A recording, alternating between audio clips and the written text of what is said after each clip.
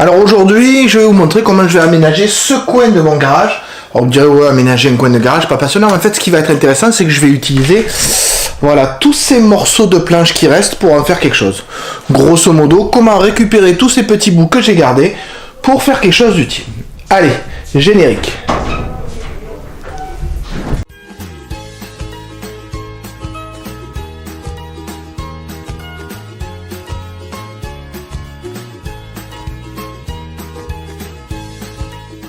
Première étape, bien entendu, il faut débarrasser le coin puisqu'il reste encore 2-3 trucs. Bon, je fais ça et je vous retrouve juste après.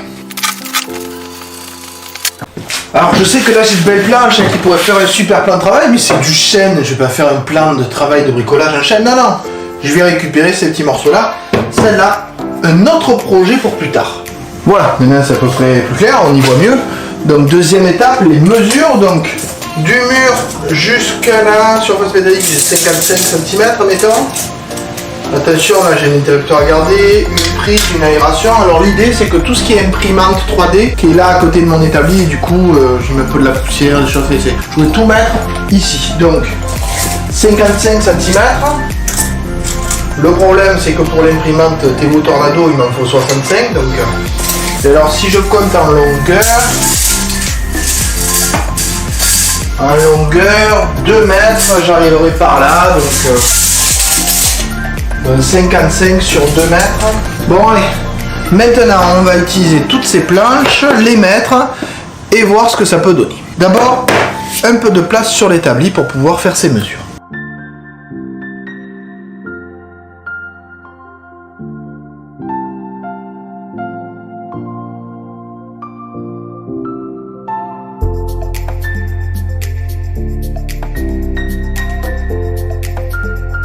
Alors petit changement de plan, j'ai bien apprécié la hauteur à laquelle se trouve ce plan de travail, alors que d'habitude je l'ai fait moins haut, on le voit sur mon établi, que je dois continuer un jour quand le confinement sera terminé, que je pourrai avoir des matériaux qui correspondent à ce que je veux faire. Donc là je trouve cette hauteur quand même très agréable pour régler les imprimantes 3D. Or là il se trouve, vous l'avez vu, vous le voyez, j'ai un robinet ici, donc je ne veux pas perdre l'intérêt, parce que je pense qu'avoir une point d'eau dans un garage ça peut toujours être utile, ne serait-ce que pour avoir de l'eau pour nettoyer ces impacts 3D, vous voyez. Mais ça veut dire que sur les 80 premiers centimètres, donc je vais m'arrêter là par exemple, sur les 80 premiers centimètres, je vais faire un meuble qui fera que 40 ou 50 de profondeur.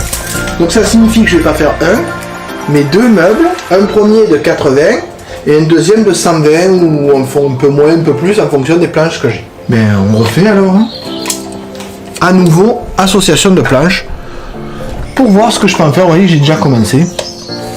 Je vous montre ça une fois fini. J'ai choisi les planches pour faire mes assemblages. Donc, par exemple, là, je vais avoir ça, et il faut imaginer cette planche d'un côté et de l'autre pour faire le premier panneau. Et ici, vous allez avoir donc le deuxième panneau qui va être fait à partir de ces trois planches-là. Et ce qui dépasse, je pourrais le rattraper. Si c'est trop petit, j'ai déjà prévu le coup. J'ai ici de quoi faire. Donc maintenant, je vais passer à la découpe.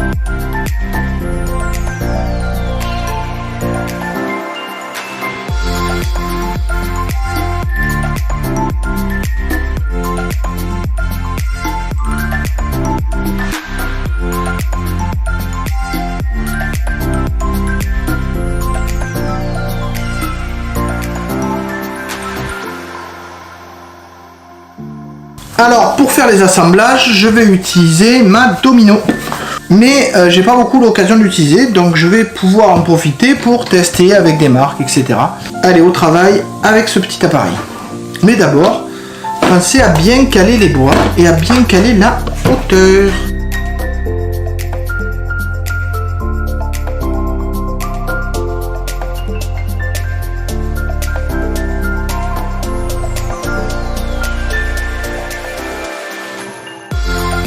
Donc maintenant que tous les dominos sont percés, j'ai commencé à les installer. Vous voyez, je colle et je vais assembler le tout. Donc j'ai fait des petites marques, j'ai mis des numéros, etc. qui me permet de savoir qui va où. Ce qui somme toute est pas un mal, hein, je ne le cache pas.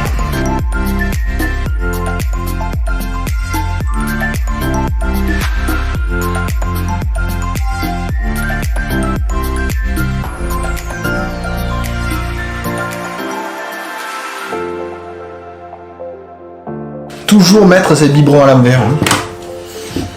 Pas comme moi.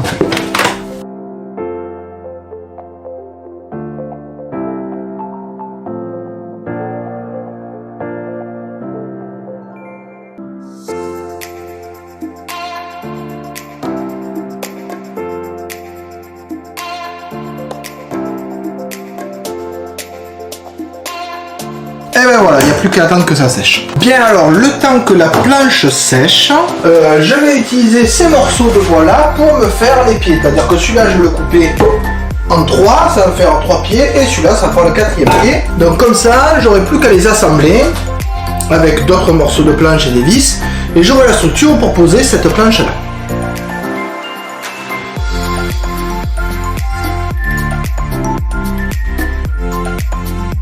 Et voilà, là je mets le morceau à la même longueur.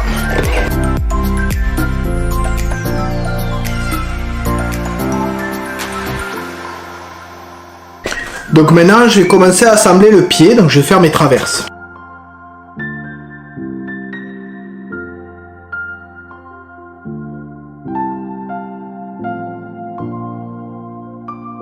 Et alors effectivement, comme visseuse, c'est une tuerie.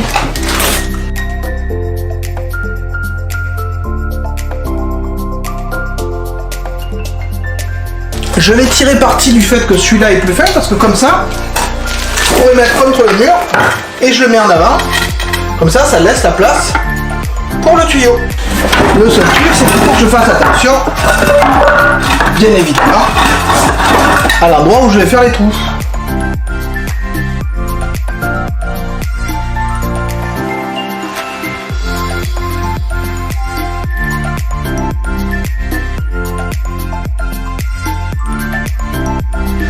Mais normalement c'est sec, on va voir ce que ça donne. C'est d'ailleurs pas normalement, hein, c'est sec. J'ai déjà vérifié avant. Pratique un tiroir à serre-jouer.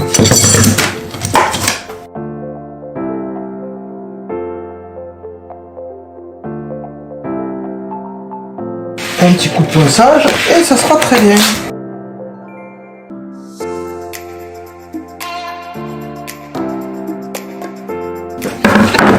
Deux petites découpes à faire pour pouvoir intégrer les tuyaux.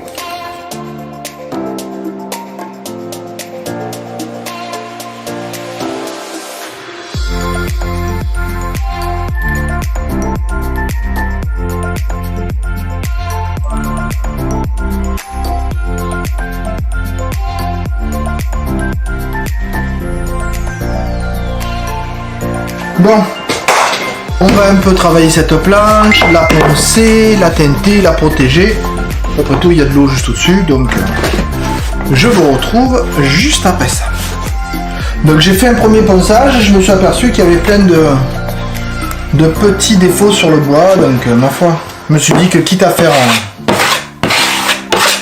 ça, autant le finir comme il faut, après tout j'ai le temps. Donc l'idée c'est que j'en profite pour utiliser un reste d'enduit de rebouchage bois. Lisse bois pour faire des finitions un peu correctes.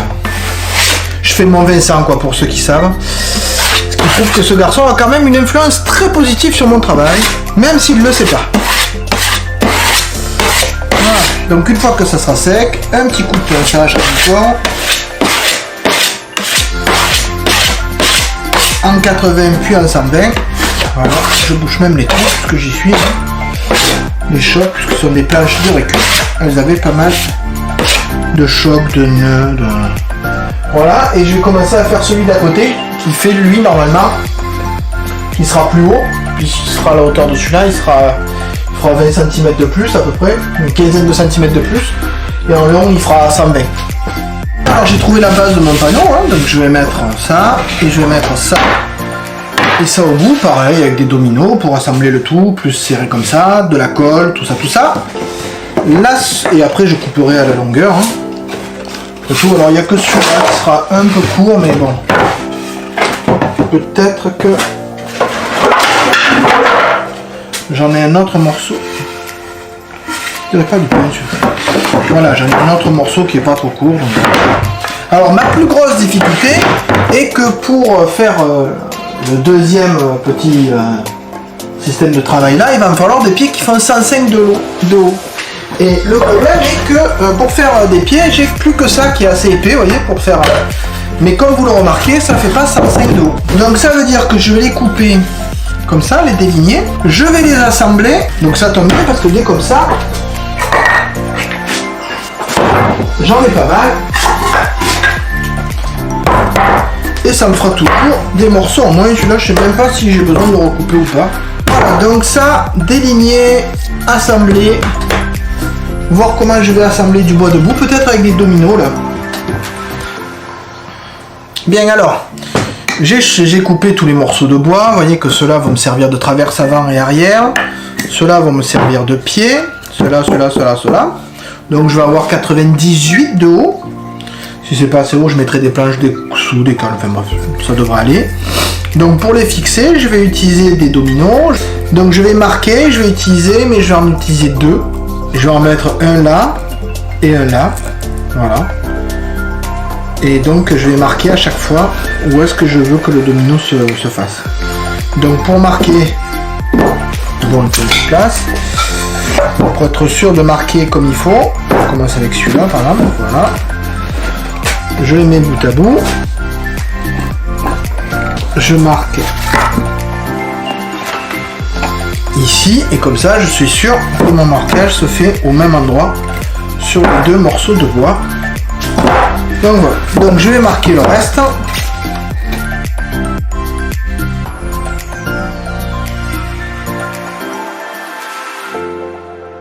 Donc on est le lendemain, ma planche a bien séché. J'en ai profité d'avoir une petite panne de batterie pour faire des traverses à partir d'une planche de hêtre qui était toute... En fait c'était du plan de travail, je l'ai coupé à la bonne largeur et après je les ai collés par deux et je les ai même vissés. Ça me permet de me dire tiens, je vais montrer ce que vaut la perceuse pour visser directement dans du hêtre sans faire de pré-trou pour vous donner une idée de la puissance de la bête. Bien, alors vous voyez, j'ai enlevé. La colle s'est accrochée au papier, donc ça va falloir le gratter, le poncer pour avoir quelque chose de propre. Et alors je garderai l'autre côté, je sais pas encore. De toute façon, parce que là j'ai une petite rainure, mais de toute façon il faut que je raccourcisse un peu mon panneau parce qu'il est trop large. Donc la suite c'est de faire un cadre parce que j'ai envie que mes pieds sont trop courts en fait, ils font que 90 et je voulais qu'ils fassent un peu plus, donc je vais faire un cadre. Et ce cadre va faire 130 maximum, ce sera la longueur de ma planche. 130 par 62 parce que la planche doit faire 65, donc si ça dépasse un peu, c'est pas... Si c'est un peu en retrait, c'est pas grave, ça permettra peut-être de fixer des choses comme ça. Donc déjà, fixer les découpes, mesurer, après faire les découpes, et après associer tout le cadre, le poser, enfin bref, tout plein de choses quoi.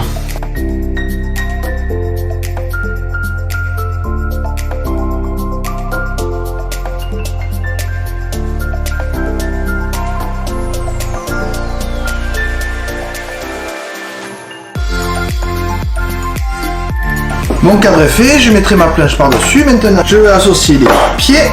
Comme ça, j'aurai plus qu'à fixer mon bois dessus. Donc, nouvelle séance de découpe, nouvelle séance de vissage. Est-ce que vraiment je vous montre tout? Non, je pense pas. Là, vous avez dû comprendre avec ça.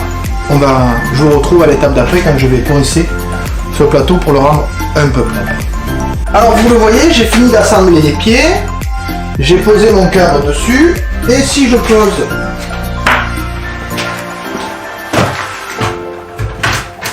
mon plateau, je vois qu'il est un peu grand par rapport à la porte du garage. Donc je vais pas le fixer tout de suite. D'abord, oui, j'ai encore rien fixé puisque je comptais tout fixer en même temps et mettre des équerres ici en plus. Enfin, si j'ai des équerres. Donc là, je vais le raccourcir de 3 cm parce que si je regarde, là, il fait 70 et en fait, jusqu'à l'ouverture de la porte, ça fait 68, mettons 65, donc il faut que je le raccourcisse de 5 cm. Ça tombe bien parce que j'ai cette rigole là que je trouve pas très jolie. Donc je vais le couper de 5 cm ici, ou 5,5 parce que je crois que ma scie circulaire est déjà arrivée à 5,5. Donc je découpe, et après je le ponce, je le fais propre, je l'huile, et après je fixe tout à ça. Allez, à la découpe, et bientôt fini, je vais pouvoir déménager tout mon beans ici. Ah, peut-être que je fasse une étagère dessous d'abord. Bon, je verrai ça après, il me reste encore plein de petits morceaux de bois à faire.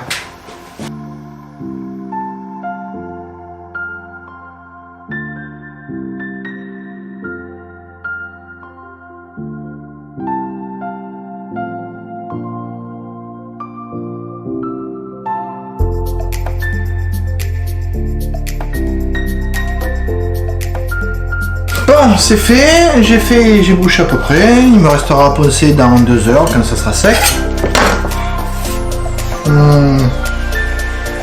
Dans 4 heures quand ça sera sec.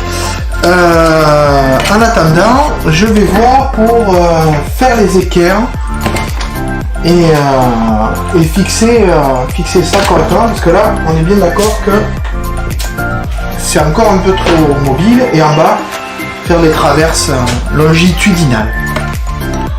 Bon, c'est pas fini tout de suite. Alors vous remarquez sûrement, j'ai poncé, donc je vais faire la même finition que l'autre, même si c'est pas, ça jaunit beaucoup le bois, je trouve. Mais au moins ça coûte pas cher, et vu qu'il va y avoir les imprimantes 3D dessus, et notamment l'imprimante 3D résine, je pense que ça va faire, ça peut faire tomber des produits, des machines, des choses comme ça. Donc de l'huile de lin pour saturer le bois, et je vais essayer de le passer à la spatule pour voir ce que ça donne.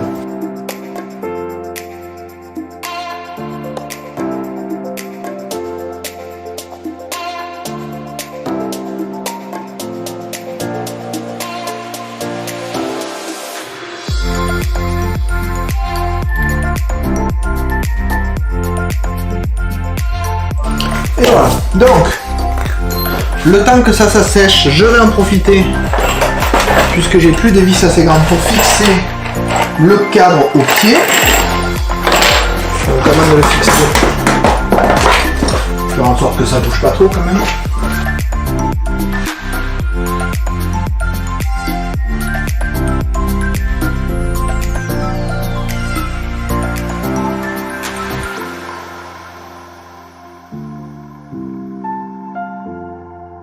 Voilà, donc je vais fixer maintenant, j'ai mis 2 serre-joints, petite coupure de caméra parce que plus de batterie, je vais fixer ça dessus.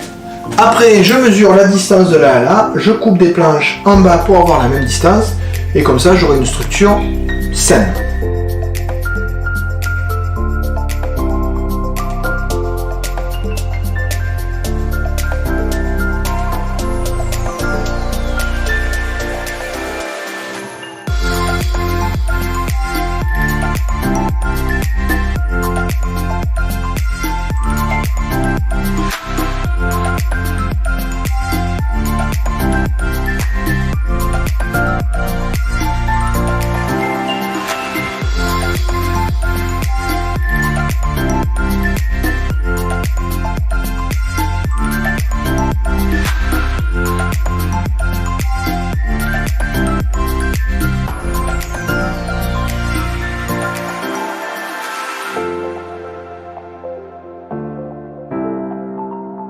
Bien, alors vous avez là la table telle qu'elle est finie, celle-là et celle qui est juste à côté. Donc vous voyez que maintenant j'ai une surface qui est largement suffisante pour accueillir toutes mes imprimantes 3D. Alors pour vous montrer un peu, voilà, c'est tout ça là. Tout ça là, voilà. Et bien tout ça là, ça va venir ici. Évidemment, je vais faire des planches pour mettre en dessous. C'est relativement simple, j'aurai qu'à les mettre en travers. Peut-être même pas faire d'assemblage, pour pouvoir poser tout le beans qui va avec les 2 imprimantes qui sont ici. Promis, dès que j'ai fini, je vous fais une petite vidéo ou des photos que je mettrai dans le montage. J'espère que vous avez aimé suivre ce montage et cette fabrication. Si c'est le cas, n'hésitez pas à lâcher un pouce, mettre un petit commentaire, faire un like, partager, tout ça. Donc bientôt un autre projet de construction, avec peut-être des trucs que je pourrais acheter si ce confinement se termine un jour. En tout cas, j'ai de moins en moins de petits morceaux à récupérer. Peut-être que je vais mettre 2 petits morceaux de bois juste pour dire qui vont servir à quelque chose, spécial dédicace à celui qui le sait. Là, ça pourra peut-être me servir de cale. J'ai bien fait de les garder finalement. Allez, au revoir et à bientôt pour une prochaine vidéo.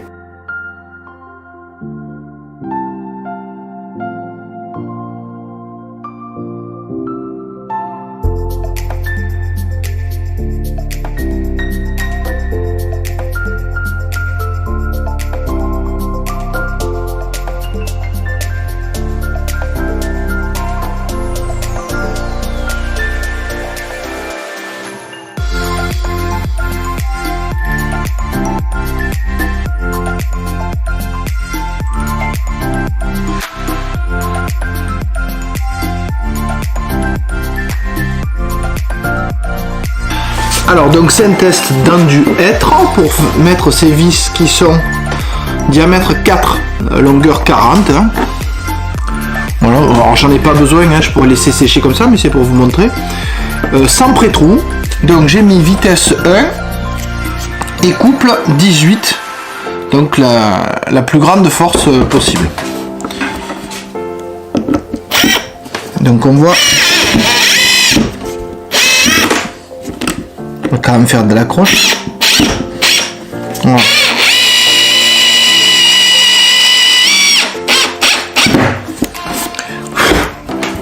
Voilà, donc vous voyez, c'est très convaincant en termes de puissance.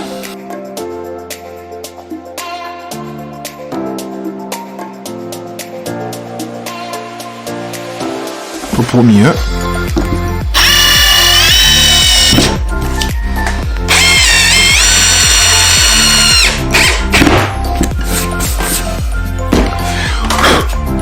Alors pour voir le résultat,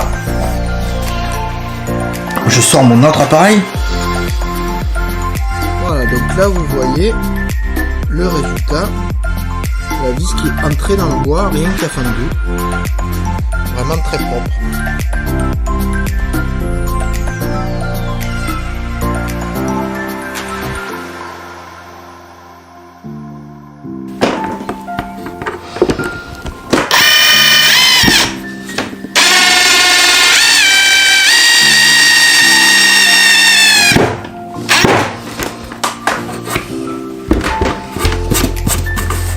Voilà, donc vous voyez une perceuse